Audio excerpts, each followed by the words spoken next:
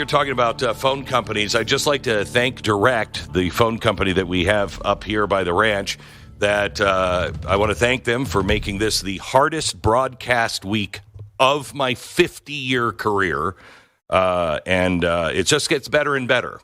I have spent an enormous amount of money and an enormous amount of time trying to make this into a state-of-the-art broadcast studio on both sides here in the mountains and also in Dallas.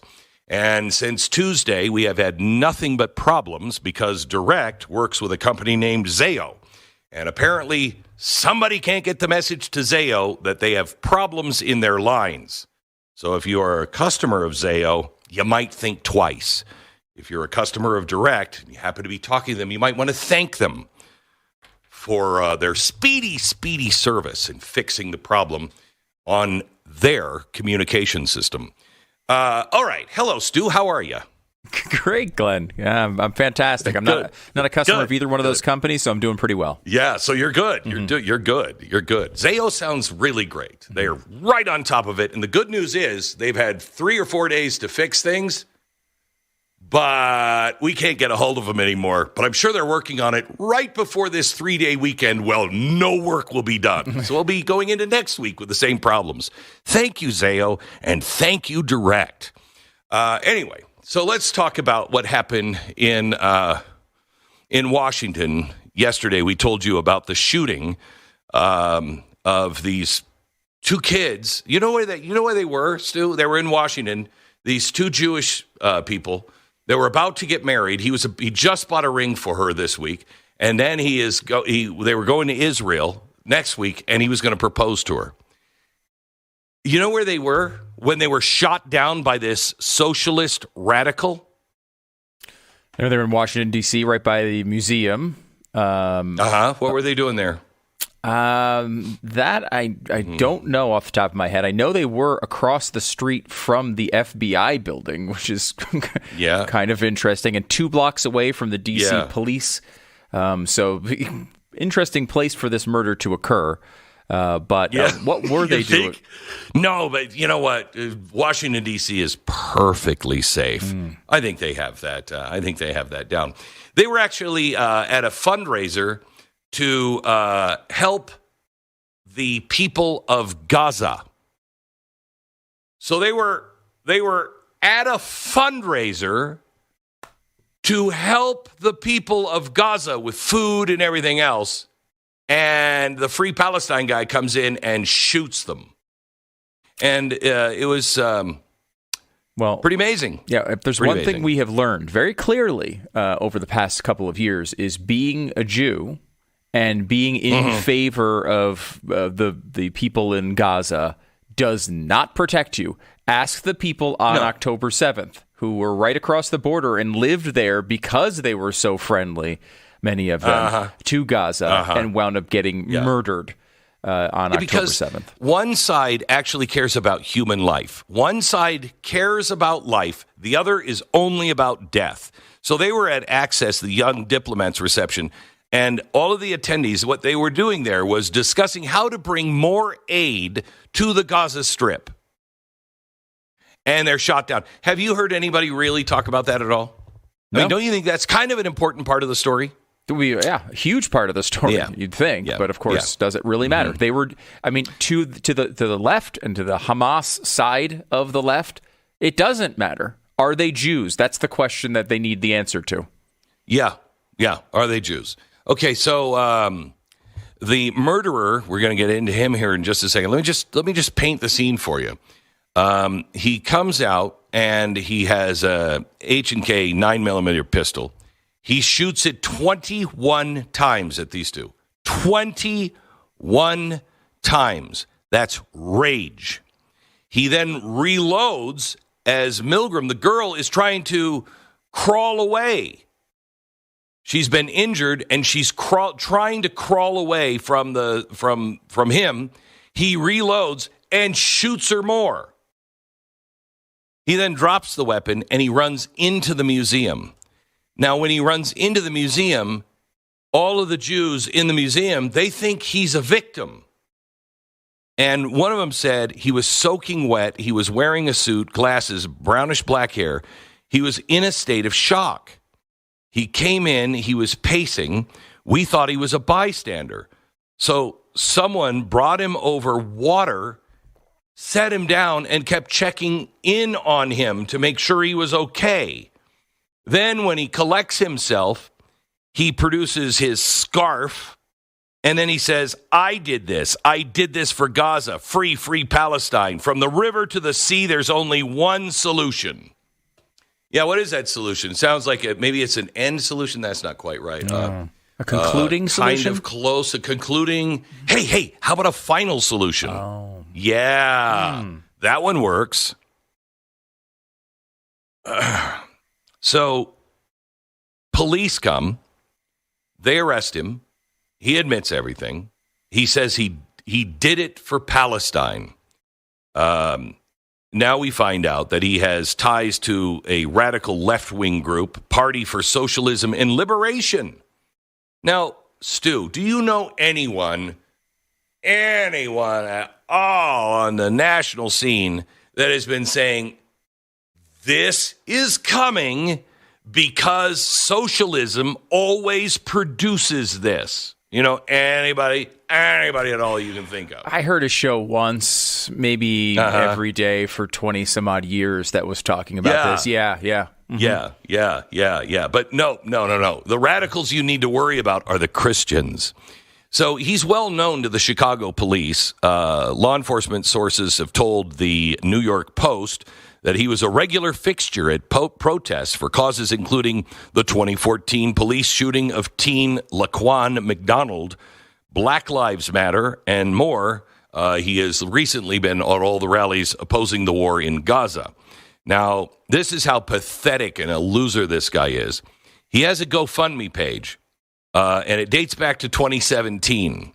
And it shows that he was self-radicalized because he has spent his time in the far-left politics world. He was born and raised in Chicago, bachelor's degree in English from the University of Illinois. And if he didn't hold the dream job, I wouldn't kill anybody, but I would be willing to go to prison if this was my job. He was a content writer for the American Osteopathic Information Association. Now, that's got to be some riveting stuff that they're writing about every day there.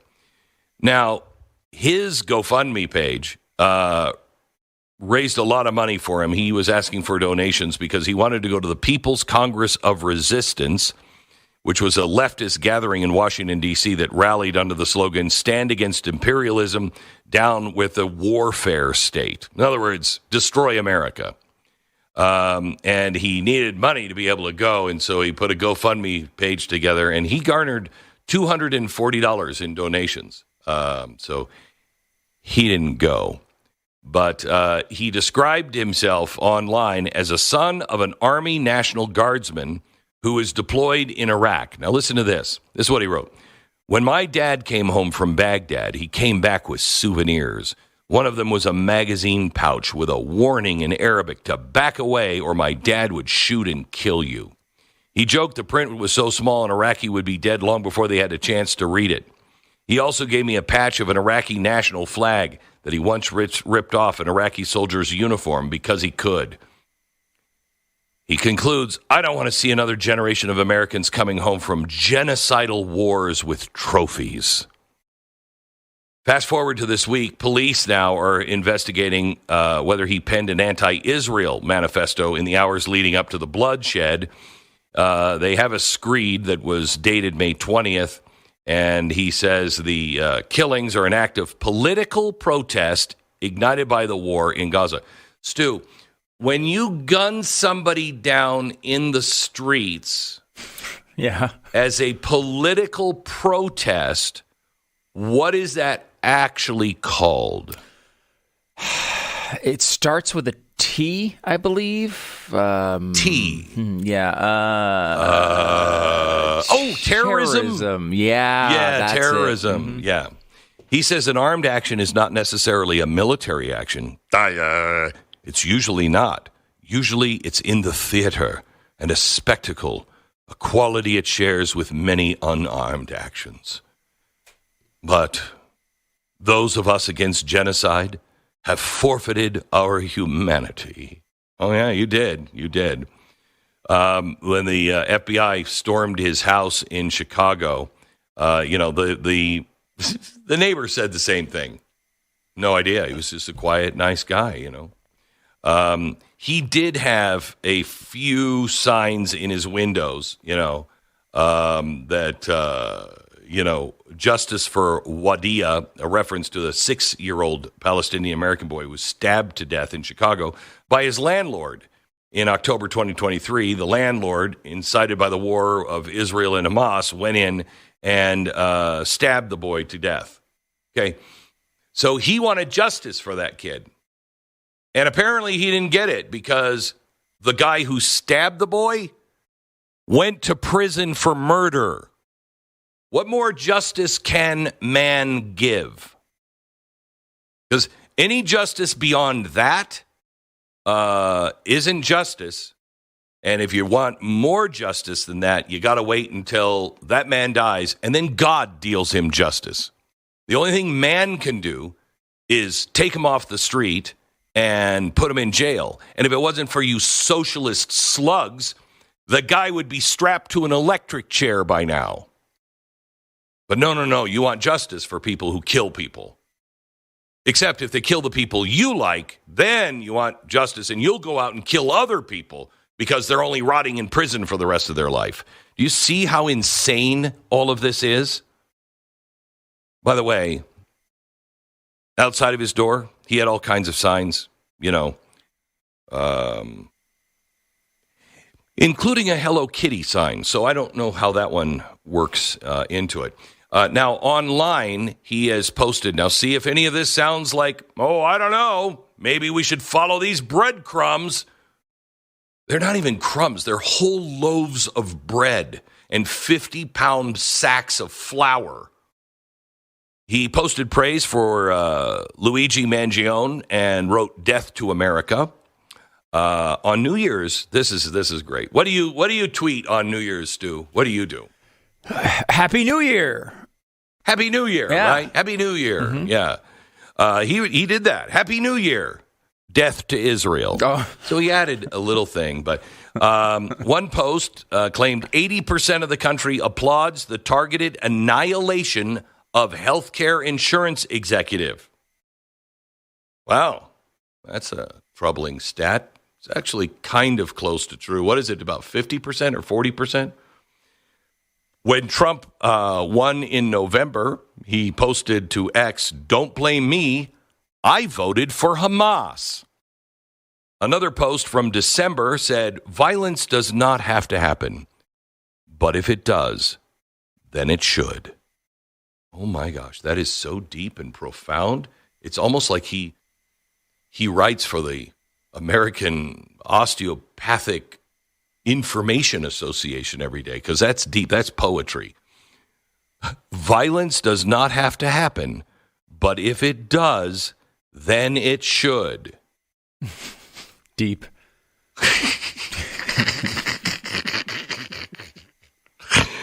Oh, these people are so stupid. They are so dangerous because they are so stupid.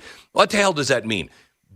Violence shouldn't happen, but if it does, it should. So violence shouldn't happen, but because Putin decided to invade Ukraine and rain down violence, it should. Am I reading? Am I missing the main point of this? You could also summarize deeper. Yeah, you could summarize it as all violence is justified. That's essentially what is being said there, right? Like, it's a cutesy little way of saying every time violence occurs, it's good. Then, just to get around the algorithm, he also tweeted out death, but the A is the @ sign, and then instead of 2TO, he writes the number 2, and then he spells America AMERIKKKA. Oh, that's a new one. He's so clever. That's a new one. He's so clever. Yeah. Yeah. By the way, Glenn, stupidity doesn't have to happen, but when it does, it should. It should. By the way, Glenn, do we have any evidence that putting an asterisk in the middle of some controversial word makes any difference. I see this all over the place on social media. Time. They're doing it all the time, and they're sometimes words like death or sex or sometimes just really basic things. Does this accomplish anything? Has anyone ever noticed any difference? Know. I know somebody who would know, and I'll call him before the show is over, and I'll get that answer for you. Oh, I'm going to write it down. Remind me. Please do. Yeah. Hang on just a second. Let me take a quick break. Let me tell you about our sponsor this half hour. It's Lear Capital. Do you remember 2008? Most people didn't see the crash coming until their retirement savings evaporated, and now they look around and the banks are buckling under their own weight. National debt today makes the national debt back in 2008 look like a parking ticket. And the world? Oh, well, don't worry. The world's backing away from the dollar. They don't want to buy our bonds, and we got our BRIC nations really helping us out on that. It's almost as if history is whispering, I'm about to do one of those echo things I sometimes do. The question is anybody paying attention? Gold has been humanity's safe haven for literally thousands of years. It doesn't care who's in office. It doesn't need a bailout.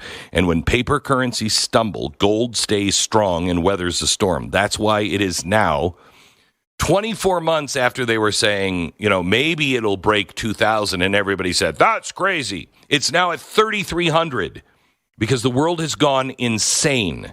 Lear Capital can help move a portion of your savings into physical gold and silver, tax deferred. They'll even send you a free gold and silver guide to get you started. I want you to call 800-957-GOLD, 800-957-GOLD. Get your free $4,200 gold report. 800-957-GOLD. 10 seconds, station ID.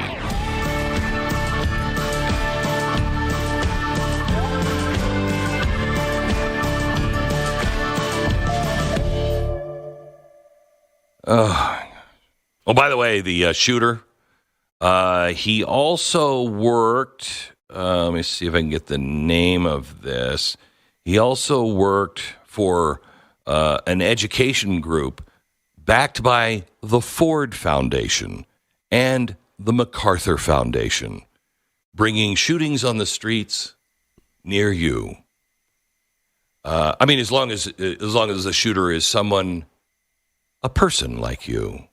The same people that, Ford Foundation that loves NPR and MacArthur Foundations. Ford was a monster, in case you don't know, an absolute monster.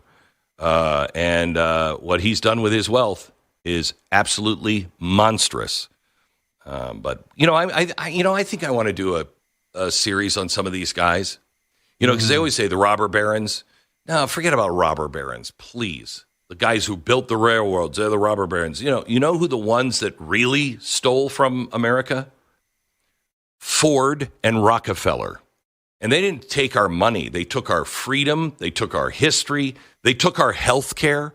You know what Rockefeller did to our health care? He is the guy who redesigned health care. It's his nightmare that he forced down the throats because he had the money to do it. He completely changed the direction of healthcare.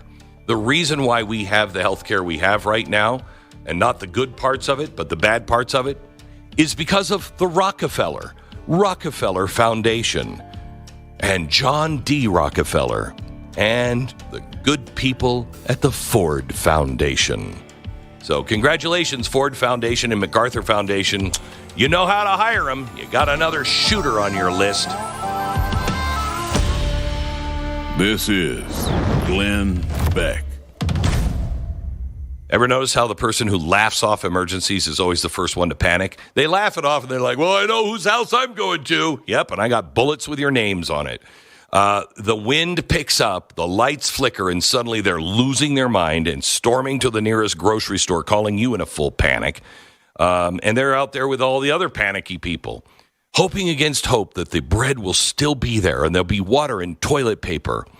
And if you buy it in advance, they mock you. Spoiler alert, they will be. They'll be bare when you get there. Don't be that person. Instead, be the cool-headed one, the one who's ready for pretty much anything at any time. Trust me, if you've ever had the moment when everything suddenly went wrong and you were the only one who was ready for it, you know nothing beats that peace of mind. You're fine. Right now, My Patriot Supply is running their biggest sale of the season on Memorial Day. You're going to save up to 60% on the emergency gear you need. Food kits, water filtration equipment, off-the-grid power systems, 60%. Right now, check out all the deals in this sale. It won't stick around long. It's Memorial Weekend. MyPatriotSupply.com/Glenn. MyPatriotSupply.com/Glenn. Head over to glennbeck.com. Subscribe to the free email newsletter. Every story we talk about every day.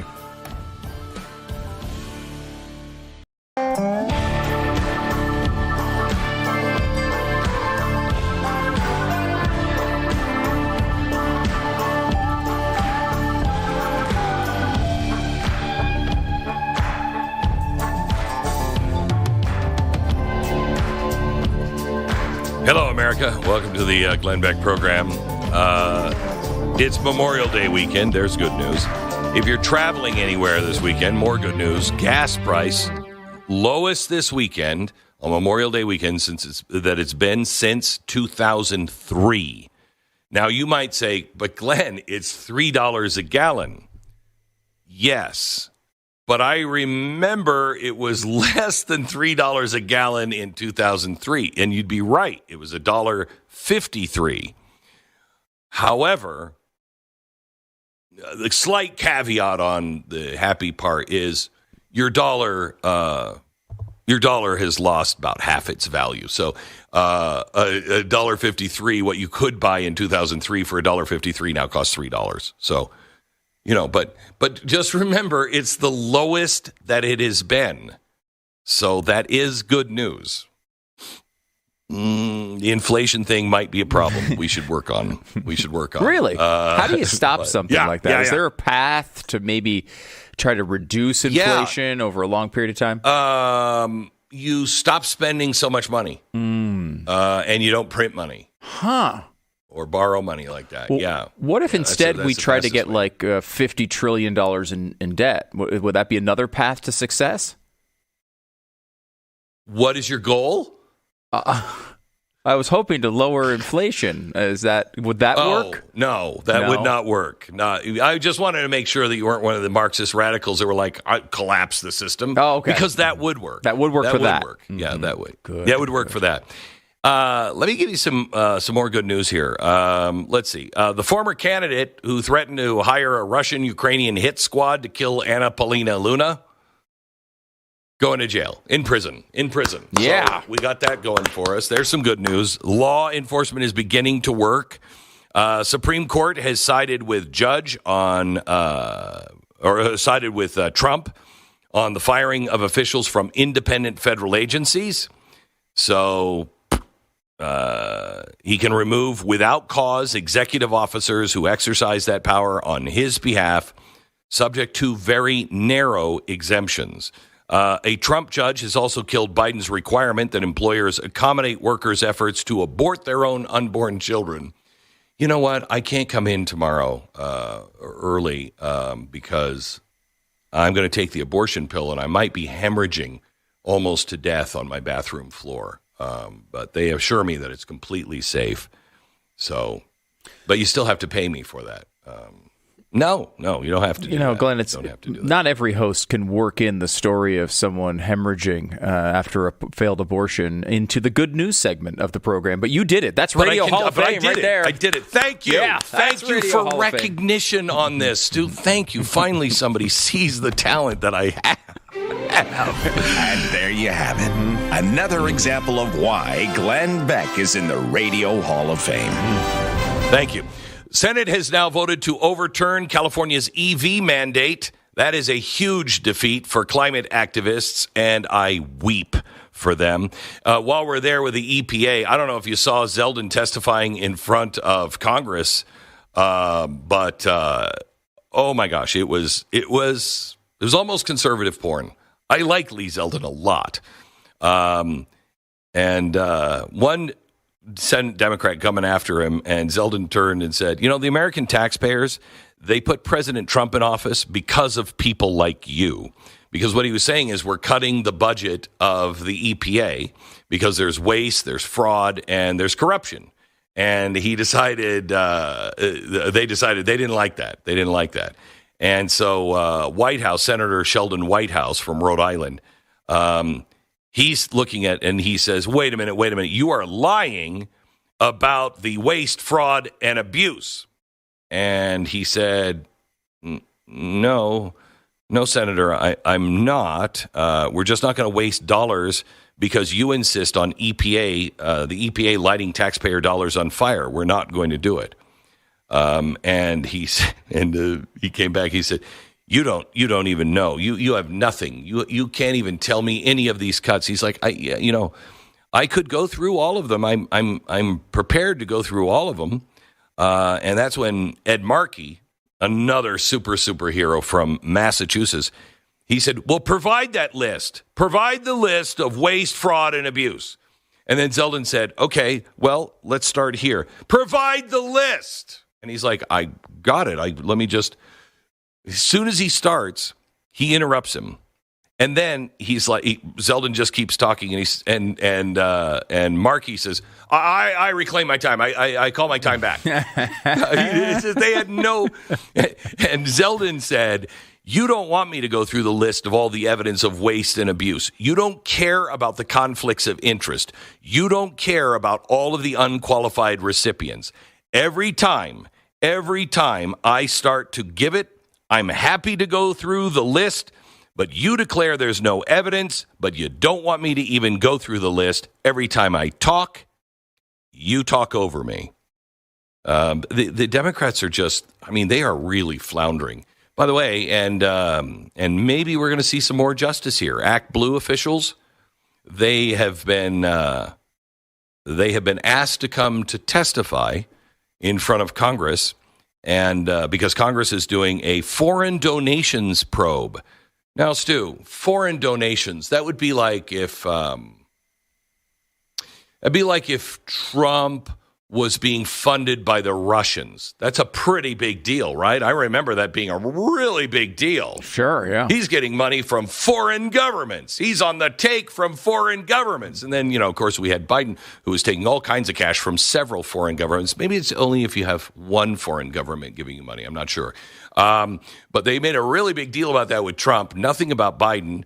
And now the Act Blue people are refusing to testify, and Congress is like, "Well, that's fine. We'll subpoena you." So there might be some people going to jail there. I'm telling you, handcuffs are coming. Handcuffs are coming over the next couple of months. I think we're going to see lots of handcuffs coming out. We're going to see handcuffs on the people of COVID, the COVID fraud, the cover-up. That's what's going to happen. It's the cover-up. It's not about the vaccine. It's not Fauci. It's going to be the people that knew that there were really dangerous side effects and then tried to cover that up and keep that out of the press and keep people from knowing about those side effects. And those people, you're going to see them in handcuffs, I think, very, very soon.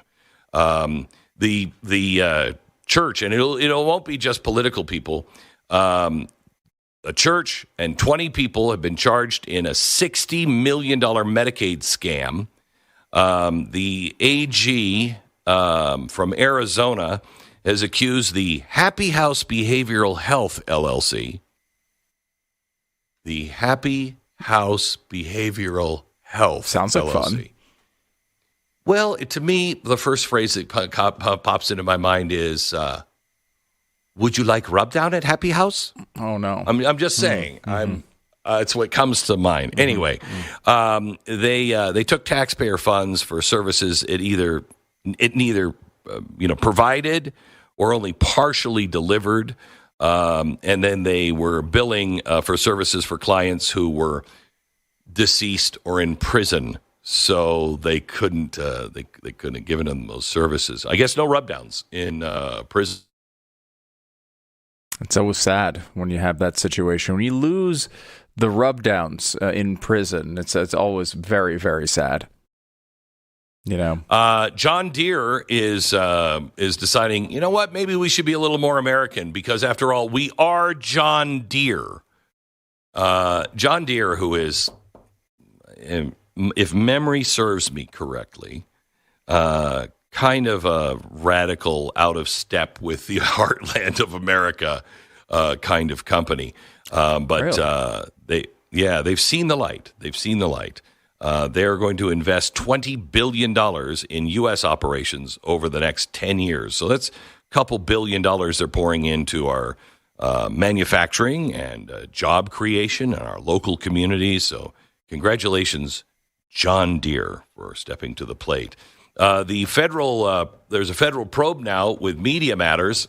That makes me sad. Oh, no, wait, I'm sorry, just the opposite. It makes me happy. Congress is now looking in, the feds, not just Congress, but federal regulators are now looking into Media Matters over their plot to defund Musk's X and silence dissenting voices. Now, that's something new. I've not heard of Media Matters trying to silence voices that are voices of dissent. Have you heard that, Stu, about them? No. Gosh, they just seem like what they're doing is monitoring the media to make sure, Oh, that's right. The conservative media, which, as you know, controls the entire ecosphere of media. And make sure they hold them accountable, because that's what they do, Glenn. Also, they just take a bunch of money from their donors and light it on fire. That's the other thing they do. Yeah, they do. They're just such wonderful people.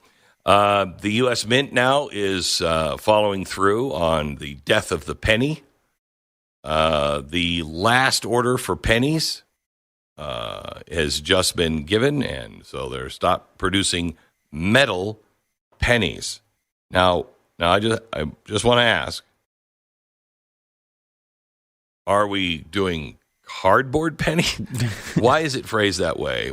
We're no longer producing metal pennies. I think it's to allow for the fact that we will still calculate pennies in digital form going forward. So it's not like every we're just rounding up to the nearest 5 cents, right? Right, but not. That's in a retail transaction. That's supposedly what's going to happen when we run out of pennies. Right. So you go to 7-Eleven, you buy something, it's $2.89, you pay $2.90. So that's what's going to happen. But if I'm sending you a Venmo, I can still send you $2.89.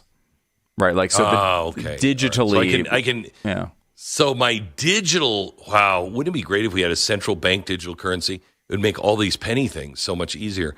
So digitally, you can use pennies, but not in actual cash transactions. Yeah, once they run out, they're doing that thing that some companies do, where they'll just saying we're not firing everybody, we're just not replacing anyone who retires. That's kind of the concept with the penny thing. So they're just going to let them kind of run out of existence, but they'll still. Obviously, there's a lot of them out there, so there'll still be transactions for a long time. So I don't know if this is waste. That Donald Trump, he's lying about waste all the time. 10 years ago, the penny production, to produce one penny, it was 1.3 cents. So it cost us a third of a penny more than the penny was worth to make the penny. But don't worry about it. Since the pandemic, it's just up now to 3.69. So 3 cents. Wow. How would you say that? 3.69 cents. You're right. Yeah. It's, over 3 times, or about 3 times as much as they actually are worth it takes to produce them. By the way, also, the other part of that is it's actually cheaper to produce $1 than it is to produce a penny, which is perfectly sensible. Isn't that amazing? Because think of the technology that goes into dollars. It's cotton. It's got stuff woven into it. It has holograms. It has watermarks. Think of that's amazing. You can produce that for less than 3 cents? Yeah, it's something like 1.4 cents or something for $1. Wow. It's much cheaper than producing a penny. So Trump, the DOJ has just dismissed Biden-era lawsuits against Minneapolis, Louisville, the police department there. Trump has escalated the war against Harvard. Harvard just loves their DEI programs. Gosh darn it, we have to be anti-racist. And you know what? Maybe a little pro-Palestine, Palestinians, free Palestine. So they're shutting down the visas to Harvard for any international students, which is interesting. And Harvard is like, we're going to fight this. Well, go ahead. But you're going to lose all those foreign students during the fight, unless we could find an activist judge. I wonder if we could do that. More in just a second. First, let me tell you about our sponsor this half hour. Let me see if I can find it here. It is Byrna, the Byrna launcher. When your turn comes, if it comes, will you be prepared? When that day finally arrives, hopefully it doesn't, but the one where you find yourself and maybe your family in a dangerous situation that needs to be resolved, kind of like right now, are you prepared?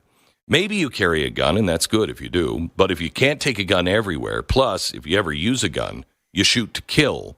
There are situations where lethal violence just isn't the solution because it'll change your life. This is why you need the Byrna launcher. It fires non-lethal kinetic and chemical projectiles that disorient and disable without deadly force. And unlike a gun, it's legal to carry in all 50 states without a permit. It's the kind of tool that you hope you never need, but you thank God you have it if you ever do need it. So let me ask you, if today was your turn, would you be ready? I want you to check out the Byrna launchers, byrna.com. Get 10% off site-wide for their Memorial Day sale starting today, or use their retail store locator to find the nearest location offering live demonstrations, including Sportsman's Warehouse stores. I like Sportsman's Warehouse. Byrna retail stores and authorized premier dealers. It's Byrna, byrna.com. What you're hearing are your thoughts via the mind and mouth of Glenn Beck. More next.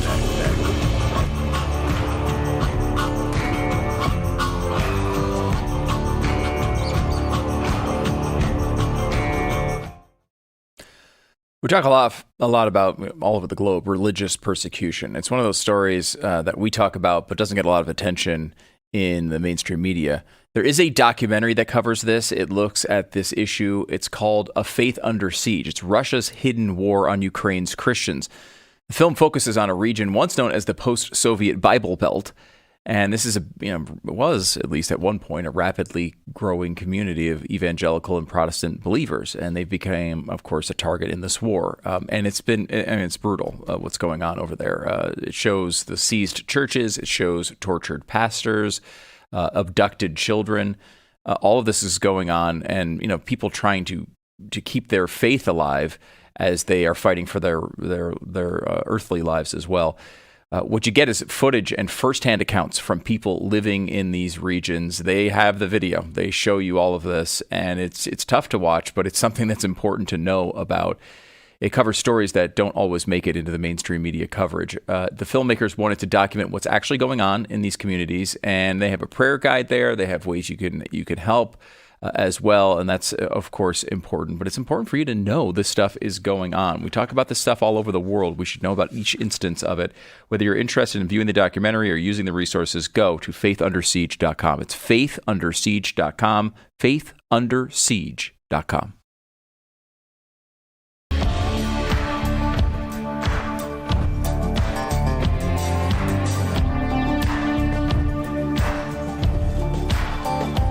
Hello, America. It's Friday.